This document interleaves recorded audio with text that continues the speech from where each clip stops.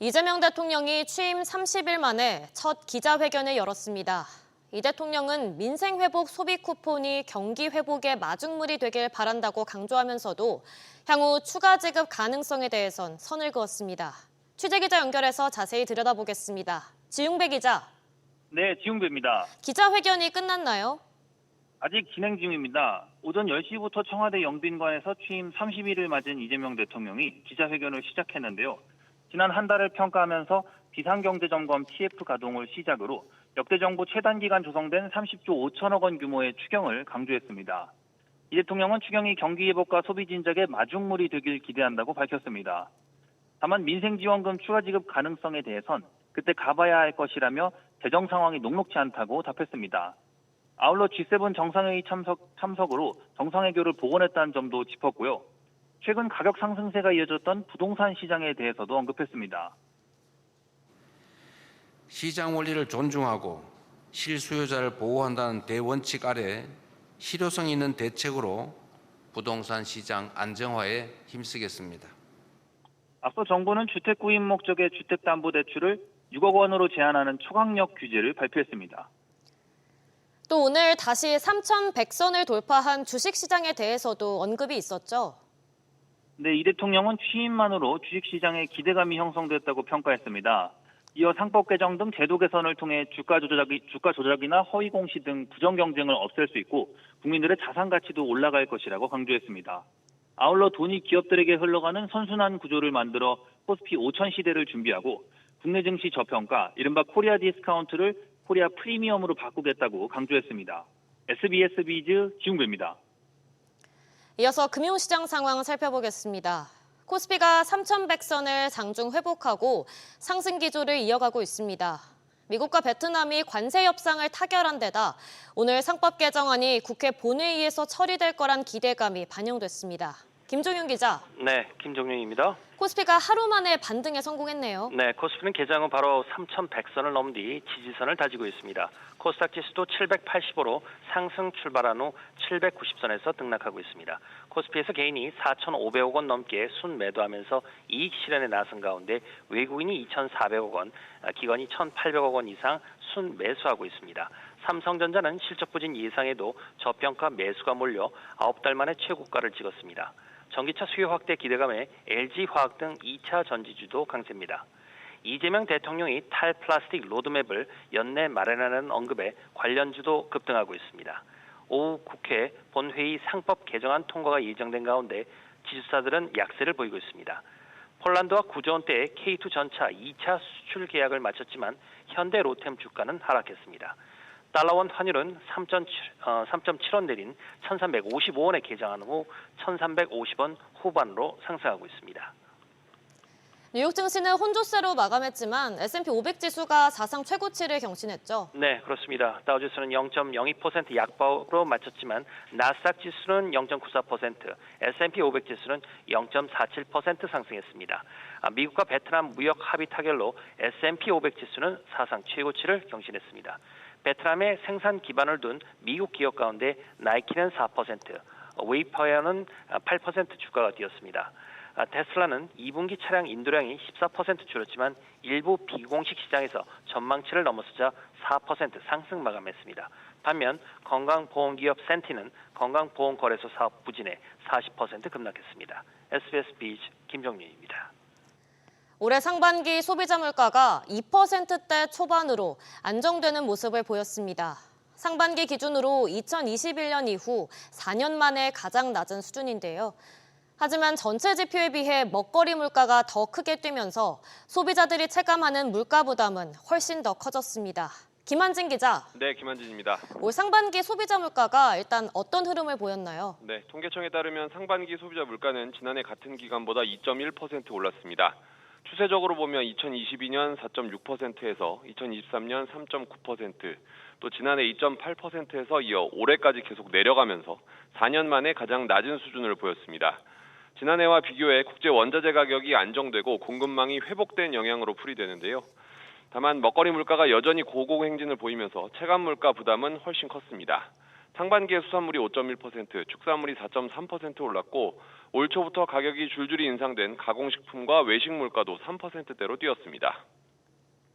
먹거리 물가 부담이 커서 소비자들이 물가지표 안정을 체감할 수가 없는 건데 품목별로는 어땠나요? 네, 상반기에 가장 많이 뛴 품목은 무였습니다. 54%나 올랐는데요. 보리쌀과 오징어채가 40% 안팎, 배추와 김, 찹쌀 등이 25% 안팎으로 뛰었고 컴퓨터 수리비도 30% 가까이 올랐습니다. 배추와 무는 폭우와 기온 등 영향에 올해 출하량이 줄면서 연초부터 계속 상승률이 높았고 보리는 재배 면적 감소, 오징어채는 바다 수온 상승에 따른 오징어 어획량 감소 등이 높은 가격 상승의 배경이라고 통계청은 분석했습니다. 출고가가 줄줄이 오른 가공식품에서는 초콜릿이 17% 오르고 시리얼과 커피 등도 10% 가까이 뛰었습니다. 다만 내수 부진에 따른 낮은 수요 압력과 유가 하락들이 맞물려 올해 연간 소비자 물가 상승률은 2%를 밑돌 전망입니다. SBS 비즈 김한진입니다. 이런 가운데 물가 인상은 새 정부 출범 이후에도 분야를 가리지 않고 계속되고 있습니다. 그중 물류 기업들이 운임료를 올리면서 소비자들의 배송비 부담으로 이어지고 있는데요. 이번엔 티켓 예매 1위 업체인 놀 유니버스가 인상 대열에 합류하게 됐습니다. 정대한 기자. 네, 정대한입니다. 티켓 배송비가 오른다고요? 네, 업계에 따르면 놀 유니버스가 운영하는 놀 인터파크 티켓이 오는 7일부터 티켓 배송비를 인상합니다. 지난 2023년 이후 2년 만에 인상입니다. 소비자가 콘서트, 뮤지컬, 연극 등의 티켓을 예매한 뒤 배송을 받으려면 현재 한 건당 3,200원의 배송비를 부담하는데요. 앞으로는 3,700원으로 16% 오릅니다. 티켓값 배송비 외에도 기본 예매 수수료 2,000원이 붙기 때문에 티켓값 외에도 모두 5,700원을 추가로 부담해야 하는 겁니다. 놀 유니버스 관계자는 배송 협력사가 요금을 올림에 따라 부득이하게 고객 배송비를 조정하게 됐다고 설명했습니다. 그런데 올해 들어서 배송비 인상이 이어지고 있죠. 네, 국내 1위 물류 기업인 CJ 대한통운은 지난 4월부터 온라인 쇼핑몰과 편의점 등 기업 고객에 대한 택배비를 인상했습니다. 이 여파로 CU와 GS25, 이마트24 등 편의점 업계는 소비자 택배비를 줄줄이 올렸습니다. 이런 가운데 CJ 대한통운에 이어 한진과 롯데 글로벌 로지스 등으로도 일요일에 배송하는 주 7일 배송 경쟁이 확산할 전망인데요. 이에 따른 비용 부담으로 전방위적인 소비자 배송비 인상 압박이 커지고 있습니다. SBS 비즈 정대한입니다. 집값을 잡기 위해 정부가 고강도 대출 규제에 나선 가운데 5대 시중은행의 비대면 주택담보대출이 다음 주부터 다시 가능해질 전망입니다. 주택담보대출의 한도를 6억 원으로 제한하는 긴급 금융대책을 반영하기 위해 잠시 중단됐던 비대면 창구가 다시 열리는 건데요. 최나리 기자. 네, 최나리입니다. 전산 작업이 거의 마무리되고 있나요? 네, 다음 주면 5대 시중은행의 전산 시스템 개선 작업이 대부분 마무리될 전망입니다. 지난달 은행권은 수도권과 규제 지역 내 주택담보대출 한도를 6억 원으로 제한하는 6.27 대책 이후 새 규제를 반영하기 위해 비대면 창구를 일제히 막았는데요. KB국민은행은 가장 먼저 어제 오전 9시부터 비대면 일부 영업을 재개했습니다. 아직 새 가계대출 규제를 적용받지 않는 지난달 28일 이전 주택 구입 계약분에 대해서만 가능하지만 곧 이후의 계약분도 신청이 가능할 것으로 보입니다. 우리은행도 이르면 이번 주 재개를 목표로 막바지 작업 중이고 신한은행은 다음 주를 목표로 하고 있습니다. 하나은행과 농협은행도 소비자 불편이 최소화될 수 있도록 신속히 작업 중인 것으로 파악됐습니다. 신용대출과 전세자금 대출 등 비대면은 이미 신한과 하나, 국민은행에서는 대부분 가능하고 우리 농협은행도 이르면 이번 주부터 재개할 예정입니다. 비대면 대출이 재개되면 대출의 숨통이 좀 트일까요? 재개돼도 쉽지는 않을 것으로 보입니다. 당국이 가계대출 총량을 절반으로 감축하기로 하면서 은행들이 소극적일 수밖에 없기 때문입니다. 이에 따라 비대면 대출 일일 한도 제한이 확대되거나 대출 심사가 까다로워질 수 있습니다. 금융당국은 오전 비공개로 가계부채 회의를 열고 규제 이후의 새 규제 전산 반영 여부와 가계대출 증가폭 등을 점검했습니다. SBS 비즈 최나리입니다. 강남 3구의 아파트 가격이 상승하면서 서울 전체 아파트 가격에서 강남 3구 아파트가 차지하는 비중이 43%에 달한 것으로 나타났습니다. 부동산 R114가 서울 아파트 매매 시가총액을 구별로 산출한 결과 강남과 서초, 송파구 등 강남 3구의 아파트 시가총액은 744조 7,264억 원으로 전체 서울 아파트 시총의 43%를 차지했습니다. 이는 시총 집계를 시작한 2000년 1월 이후 월간 기준으로 비중이 가장 큽니다. 다음 소식입니다. 기존 법안보다 더 강력해진 상법 개정안이 오늘 국회 본회의 통과를 앞두고 있습니다. 당사자인 재계는 물론이고 관계기관에서도 우려의 목소리가 나오는데요. 자세한 내용 취재기자 연결해 알아보겠습니다. 안지혜 기자. 네, 안지혜입니다.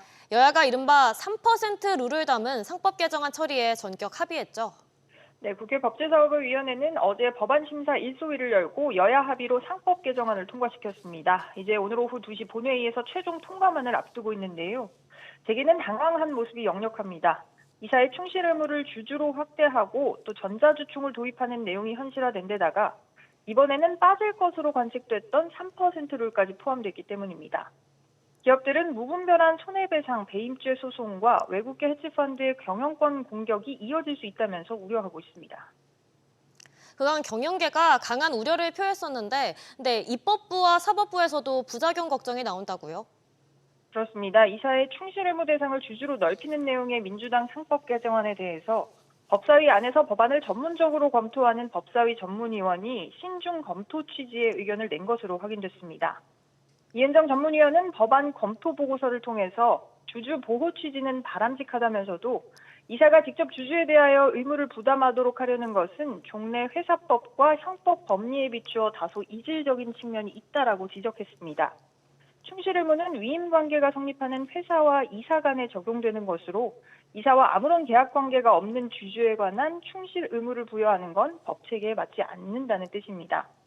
법원 행정처 역시 같은 지적을 하면서 이번 개정안 이후 배임죄의 범위나 또 충실 의무의 상대방 등 적용상의 논란을 줄이는 방안의 검토가 필요하다라는 보완 의견을 밝혔습니다.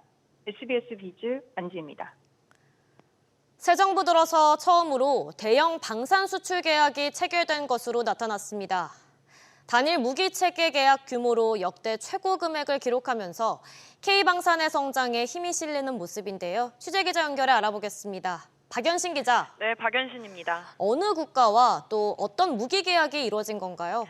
현대로템이 폴란드 국방부와 K2 전차에 대한 2차 수출 계약 협상을 마무리한 건데요. 구체적인 계약 규모는 알려지지 않았지만 2차 계약 물량은 180대로 전해지면서 8조 8천억 원에 달하는 수준인 것으로 추산됐습니다.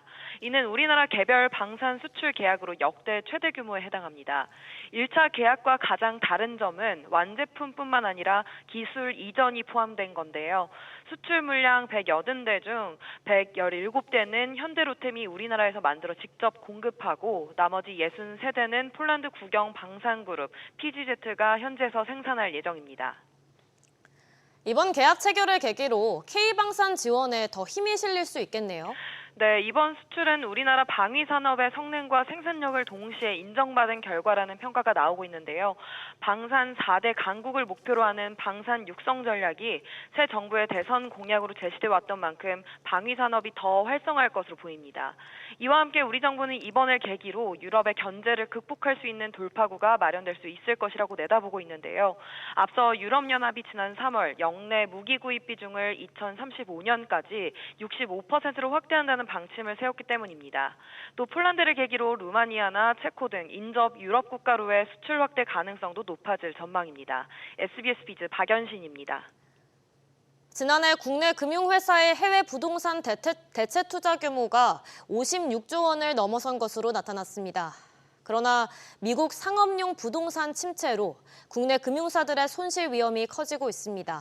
신다미 기자. 네, 신다입니다. 일단 해외 부동산 대체 투자 규모가 얼마나 늘어났나요? 네, 금융감독원에 따르면 지난해 말 기준 금융권의 해외 부동산 대체 투자 잔액은 56조 원으로 전분기보다 2천억 원 증가했습니다. 업권별 투자 규모는 보험업이 30조 1천억 원으로 가장 많은 비중을 차지했고 은행업과 증권업이 뒤를 이었는데요. 투자 지역은 북미가 62.5%로 가장 많았고 유럽과 아시아 순이었습니다. 전체 해외 부동산 대체 투자 중 14.9%인 8조 3천억 원의 만기가 올해 중 도래하며 오는 2030년까지 39조 7천억 원이 만기가 됩니다. 근데 문제는 부실 규모일 것 같은데 부실 규모가 얼마나 되는 건가요? 네, 금융감독원은 금융회사가 투자한 단일 사업장 34조 1천억 원 중 7.59%인 2조 5,900억 원에서 기한이익 상실 (EOD) 사유가 발생했다고 밝혔습니다. 다만 금융사들의 선제적 손실 인식으로 EOD는 전분기보다 500억 원가량 감소했는데요. EOD란 채무자의 신용 위험이 커져 금융기관이 만기 전에 대출금을 회수하는 것으로 해당 사업장에 투자한 국내 금융사가 손실을 볼 수 있습니다. EOD 사유가 발생한 사업장 유형으로는 오피스가 가장 많았고 주거용과 호텔이 뒤를 이었습니다. 금감원은 해외 부동산 투자의 전반적인 수익성 개선이 지연되는 가운데 공실률 등이 높은 오피스 중심으로 손실 확대 가능성이 있다며 업건별 대체 투자 관련 리스크 관리 모범 기준 개정을 조속히 마무리할 예정이라고 밝혔습니다. SBS 비즈 신다입니다. 이런 가운데 얼어붙은 국내 시장도 회복될 기미가 보이지 않으면서 캐피털 업계의 부실 채권도 점점 쌓여가고 있습니다. 특히 업계 선두권에 속한 신한캐피털은 올해 상반기에만 부실 채권 규모가 1,000억 원이 넘습니다. 오서영 기자. 네, 오서영입니다. 주요 캐피털사를 중심으로 부실 채권이 급증하고 있다고요? 그렇습니다. 상위 캐피털사, 특히 금융지주그룹 계열사들에서 50억 원 이상 부실 채권이 급증하고 있습니다. KB캐피탈은 지난달 30일 200억 원의 부실 대출이 발생했다고 최근 공시했는데요. 지난 3월 말 180억 원 상당의 부실 대출 이후 또 대규모 부실이 발생했습니다. 올해 상반기 발생한 일정 규모 이상의 부실 대출 규모만 자기 자본의 1.5% 수준인데요. 신한캐피탈도 지난 5월에만 200억 원이 넘는 부실 대출이 발생했습니다. 신한캐피탈의 경우 올 상반기 공시된 대규모 부실 대출만 13건으로 총 1,006억 원인 것으로 집계됐습니다. 이는 자기 자본 대비 4.5% 수준에 달하는 상황으로 매달 빚을 제때 갚지 못하는 차주가 늘어나고 있습니다. 이렇게 되면 금융사의 건전성도 악화될 수밖에 없겠네요. 네, 대규모 부실은 주로 부동산 프로젝트 파이낸싱, PF 사업에 집중한 영향으로 보입니다. 지난 몇 년간 수익을 늘리기 위해 대출을 내주면서 건전성도 눈에 띄게 나빠지고 있는데요. 신한캐피탈의 고정이하 여신 비율은 재작년 1.28%에서 지난해 말 3.98%로 이미 3배 넘게 크게 상승했습니다. 고정이하 여신 비율은 총 대출에서 고정 등급 이하의 부실 대출이 차지하는 비중인데요. 연체율도 현재 2%대인 상황입니다. KB캐피탈 역시 지난해 고정이하 채권 비율이 2.51%에 연체율은 1.97%로 올랐습니다. 다만 부동산 경기 회복으로 인한 회수가 필요하다 보니 건전성이 단기간에 개선되긴 어렵다는 지적도 나옵니다. SBS 비즈 오서영입니다. 시일이 지난 과거의 단체 교섭을 현재 시점에서 회사가 이행할 의무가 있다는 대법원 판단이 나왔습니다. 삼성물산과 금속노조가 지난 2020년부터 벌여왔던 법적 공방에서 삼성물산이 최종 패소했습니다. 류정현 기자. 네, 유정현입니다. 먼저 관련 사건부터 자세히 설명해 주시죠. 네, 사건은 지난 2011년까지 거슬러 올라갑니다. 그해 7월 삼성물산 근로자들이 이른바 삼성노조를 설립하고 금속노조에 가입한 후 같은 해 8월부터 매년 사측인 삼성물산에 단체 교섭을 요구하는 공문을 발송했습니다. 그런데 삼성물산은 2011년 6월 설립된 이른바 에버랜드 노조하고만 단체 교섭을 진행하고 삼성노조의 요구에는 응하지 않았습니다. 이렇게 에버랜드 노조와 단체 교섭을 벌인 기간이 2020년까지로 약 9년인데요. 변곡점은 지난 2019년 삼성물산이 삼성노조를 방해하기 위해 대항노조로 에버랜드 노조를 설립했다며 노동조합법 위반 유죄 판결을 받으면서 시작됐습니다. 2021년에는 이런 점에 근거해 에버랜드 노조의 설립 자체가 무효라는 판결도 나오면서 이때부터 삼성노조가 삼성물산과 직접 교섭하게 됐습니다. 이번에 대법원 판단까지 받은 소송은 사측이 삼성노조를 무시했던 지난 2011년부터 2020년까지의 단체 교섭을 소급해서 진행해야 한다는 삼성노조 주장에 따라 진행됐습니다. 이렇게 하급식 판단은 엇갈렸는데 결국 대법원은 노조의 손을 들어줬다고요? 그렇습니다. 조금 전인 오전 10시 대법원 민사 1부는 삼성물산의 상고를 기각했습니다. 노조의 손을 들어준 서울고등법원의 판단에 문제가 없다고 결론을 내린 겁니다. 서울고등법원은 지난 2023년 6월 관련 판결을 내렸는데요. 당시 재판부는 노조가 임금이나 근로시간 등 근로조건을 소급해서 승인하는 단체 교섭도 가능하다며 단지 단체 협약이 시행된 이후에도 일하고 있는 근로자에 대해 효력이 생길 뿐이라고 설명했습니다. 따라서 삼성물산이 노조의 요구가 단지 과거의 근로관계에 관한 거란 이유로 이를 거부할 수 없다고 봤습니다. SBS 비즈 유정현입니다. 시중은행에서 처음으로 만든 배달 플랫폼인 땡겨요가 이제 시범 운영을 마치고 본격적으로 시장에 뛰어듭니다. 최근 무엇보다 상생이 화두로 떠오른 배달앱 시장에서 어떤 역할을 할 수 있을지 주목됩니다. 류선우 기자. 네, 류선우입니다. 이제 땡겨요가 은행의 정식 사업이 되는 건가요? 그렇습니다. 다음 달 1일부터 신한은행의 배달 플랫폼 땡겨요가 시범 사업격이었던 혁신금융 서비스 꼬리표를 뗍니다. 땡겨요는 지난 2020년 12월 금융당국으로부터 혁신금융 서비스로 지정받고 2022년 1월 출시된 금융권 최초 배달앱 서비스입니다. 이후 지난달에는 부수 업무로 당국의 승인을 받았고 시스템 정비를 마무리해 이제 8월부터 땡겨요를 정식 업무로 본격 가동하는 겁니다. 신한은행은 이와 함께 이달 말부터는 자체 배달 대행 서비스인 땡배달 시범 운영도 시작합니다. 중요한 건 이미 쿠팡이츠나 배민 같은 경쟁이 치열한 배달앱 시장에서 살아남을 수 있느냐일 텐데 전망이 어떤가요? 네, 쉽지 않을 전망입니다. 배달앱이기 때문에 더 많은 사용자를 확보하는 게 최우선 과제인데요. 땡겨요는 사업 시작 4년 반 만에 회원 수 500만을 넘기고 입점 가맹점 수도 23만 개를 돌파했다고 밝힌 바 있습니다. 최근 배달앱 시장은 배민이 압도하던 시장에 후발주자인 쿠팡이 공격적으로 세를 불리며 치열한 패권 다툼을 벌이고 있는 상황인데요. 이쯤에서 땡겨요의 점유율은 한 자릿수에 불과합니다. 그렇다 보니 2%라는 업계 최저 수수료를 내세운 공공앱 땡겨요가 어떤 식으로 새로운 바람을 불어올지 주목되는데요. 땡겨요는 낮은 수수료와 지역화폐 연계 등의 그간 은행권에 없던 소상공인 매출 정보를 기반으로 한 여신 상품 개발 등 본업 연계 서비스도 확대해 대응할 방침입니다. SBS 비즈 류선우입니다. 신한투자증권의 글로벌 전략에 변화가 감지되고 있습니다. 17년 전 사무소 설립으로 진출한 중국에서 최근 철수했고 또 미국 법인까지 매각하는 방안을 검토하는 것으로 확인됐습니다. 박규준 기자. 네, 박규준입니다. 중국 상해 사무소를 언제 철수했나요? 네, 신한투자증권은 지난달 중국 상해 사무소를 철수시켰습니다. 신한투자증권은 미국, 뉴욕, 홍콩, 베트남, 인도네시아 등 4개국의 현지 법인, 또 중국 상해 사무소 한 곳을 두고 있었는데요. 이제 이 현지 법인 4곳만 남게 됐습니다. 신한투자증권은 2008년 7월 굿모닝 신한증권 시절에 중국 상해에 사무소를 설립하며 중국에 진출했는데 이번에 17년 만에 철수하게 된 겁니다. 일반적으로 해외 사무소는 추후 현지 법인 전환을 목적으로 시장 조사나 이 본사와의 협업, 또 새로운 사업을 모색하는 차원에서 설립하기 때문에 이번에 중국 사업 확대를 접은 것으로 풀이됩니다. 회사는 1993년도에 설립된 미국 뉴욕 법인 매각도 검토하는 방안이 최근 이사회에 보고된 것으로도 파악이 됐는데요. 회사는 중국 사무소 철수와 관련해서 미중 갈등 영향 등으로 중국에 대한 투자가 줄면서 이 사무소의 존재 의미가 줄어들었다고 했고요. 미국 법인 매각 검토와 관련해서 미 법인 폐쇄도 고려하고 있고 방법 중에 하나로 매각이 검토되고 있다고 말했습니다. 그런데 다른 대형 증권사들은 중국에 활발히 진출하고 있는데 대비되는 모습이네요.